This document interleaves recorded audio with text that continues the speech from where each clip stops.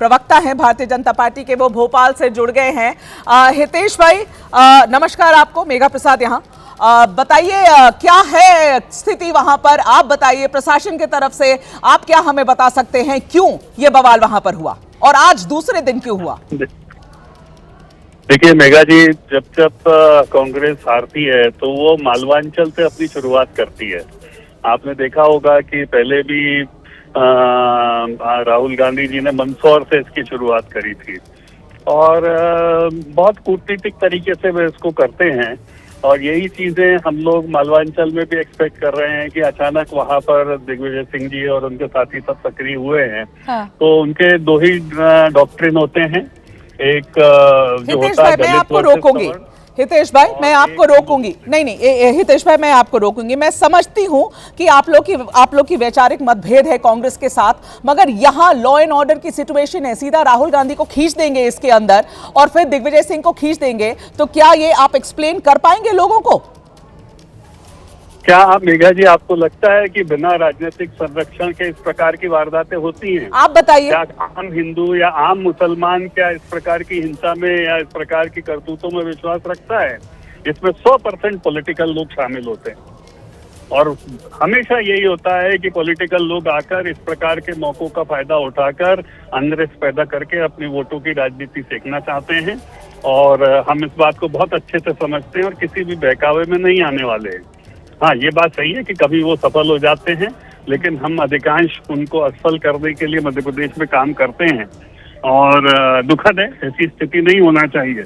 लेकिन शासन और प्रशासन दोनों इस पूरी घटनाओं को लेकर बेहद सख्त है and things are being taken cognizance of.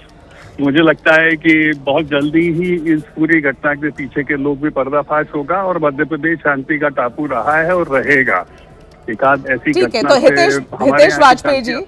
Hitesh Vajpayee ji, जो खबर हमारे पास है, जो हमारे लोकल रिपोर्टर्स ने दी है कि एक सड़क को लेकर विवाद हुआ, एक बस को साइड देने को की वजह से विवाद हुआ। आप कह रहे हैं राहुल गांधी की वजह से विवाद हुआ, कांग्रेस की वजह से विवाद हुआ। चलिए आप ही की बात सही, ये बताइए कि आप इसे फिर रोक क्यों नहीं पाए? क्या करनी थी आपकी प्रशासन? मैंने आपको बहुत स्पष्ट ये बात कही कि जब नॉर्मल इंसिडेंसेस को राजनीतिक रूप से बृहद किया जाता है तो घटनाएं तो ऐसी होती हैं।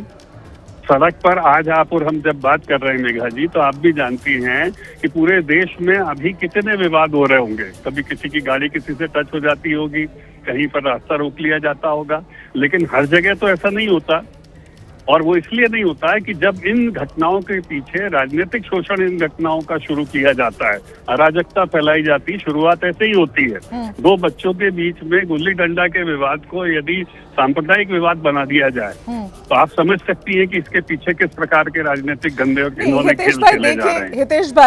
हितेश भाई, सरकार आपकी है, सवाल तो उठेंगे।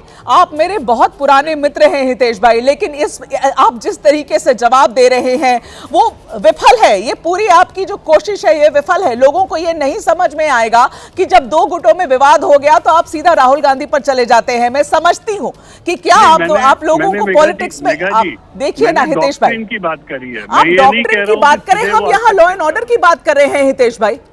आप डॉक्ट्रिन की बात कर लीजिए। कहानी को तो समझना होगा। बहुत बेसिक सी बात है ना, एसपी कहां थे, बहुत बेसिक सी बात है। पुलिस कहां थी, प्रशासन कहां थी? देखिए मेघा जी, हाँ। आप बहुत अच्छे से इस बात को समझती हैं कि जब राजनीतिक षड्यंत्र होते हैं स्पोरेडिक, तो पुलिस प्रशासन और नेताओं की आपस की जो कूटनीतिक होती है, इनका काम है व्यवस्था को बनाए रखना और उनका काम है ऐसे अवसरों का लाभ लेना। तो कभी कभी ये लोग तात्कालिक रूप से सफल होते दिखते हैं और मैं फिर दावे के साथ आपको कह रहा हूँ, 30 साल से आप जानती है बहुत अच्छे से, इस प्रकार की वारदातें जब तक राजनीतिक संरक्षण नहीं होती है।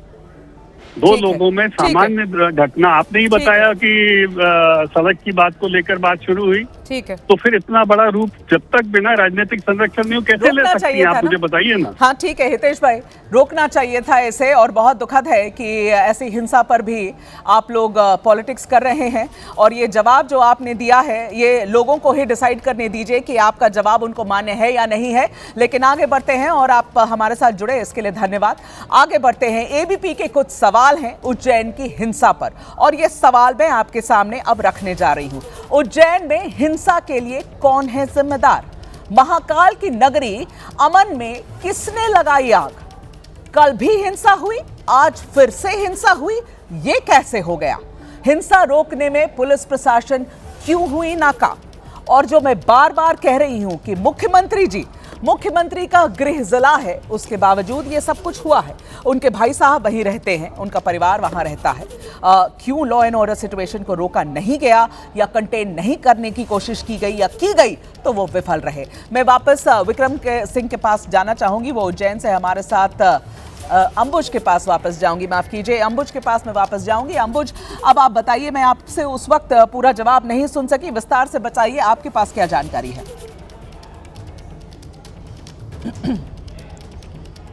तो जी बिल्कुल मेघा, जिस तरीके से जवाब जो बीजेपी के प्रवक्ता अभी दे रहे थे, वो जाहिर सी बात है कि राजनीतिक बात कर रहे थे, लेकिन इसमें सबसे बड़ी बात ये है कि इतनी एक घटना घटती है और उस घटना को एक तरह से सांप्रदायिक रंग दे दिया जाता है, बसों पे तोड़ फोड़ हो जाती है। जबकि मैं ये कह रहा था उस वक्त कि आपके पड़ोसी ज़िले में ही एक तनाव की स्थिति है, धार में, जहाँ पर बसंत पंचमी के दिन नमाज और पूजा एक साथ होती है, वहाँ पर इतना तनाव बना हुआ है। और ठीक एक रात पहले उज्जैन, जो कि उज्जैन के तराना में इस तरीके की घटना होती है।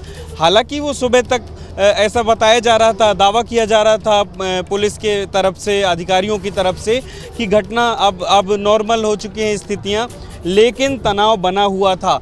तो क्यों नहीं, जब नमाज पढ़ी जा रही थी और इस बात की आशंका थी कि फिर से एक बार विवाद खड़ा हो सकता है, तो क्यों स्थितियों में ढील छोड़ी गई? क्यों दोनों पक्ष आमने सामने आए? और क्यों दोनों पक्ष आमने सामने जब आ गए और उसके बाद पथराव हुआ, वाहनों में आग लग गई और स्थिति अब इतनी ज़्यादा बिगड़ चुकी है कि वहाँ पर धारा 144 लगानी पड़ी है और गलियों में वहाँ पर अभी भी दहशत का माहौल है। आम लोग डरे हुए हैं, दुकानों में, मकानों में, ऑफिसेज में तोड़ फोड़ हुई है, गाड़ियों को तोड़ा गया है, गाड़ियों में आग लगा दी गई है। एक बार फिर से अधिकारी अब वहाँ पर मौके पर पहुँचे हैं और फिर से ये कहा जा रहा है कि स्थितियाँ सामान्य की जा रही हैं। पर सवाल ये ज़रूर उठता है कि जब स्थिति रात को बिगड़ी थी और अगले दिन ही जुमे की नमाज भी थी, इस बात की आशंका भी थी कि एक बार फिर से ज़रूर दोनों संगठन आमने सामने आ सकते हैं, तो क्यों नहीं उसके लिए कोई प्लान किया गया? क्यों नहीं इस तरीके से कोई व्यवस्था बनाई गई कि शांतिपूर्ण तरीके से दोनों चीज़ें हो सकती थी? ये जो एक एनकाउंटर हुआ, आमने सामना जो हुआ, वो उसको अवॉइड किया जा सकता था। और ये जो स्थिति बिगड़ी, अगर बेहतर प्लानिंग की जाती तो इसको भी अवॉइड किया जा सकता था, क्योंकि इस बात की आशंका बिल्कुल थी कि एक बार फिर से स्थितियां बिगड़ सकती हैं। हालात इनको खास तैयारी करनी चाहिए थी। आज के लिए ये नाकामी है प्रशासन की कि उन्होंने सिचुएशन को हाथ से बाहर निकलने दिया।